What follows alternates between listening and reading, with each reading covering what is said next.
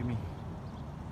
All right, I ain't never seen anything like this. This is a prime example of reasons why you should pull your car over and stop when you hear a weird noise, and get somebody that knows what they're doing to look at it.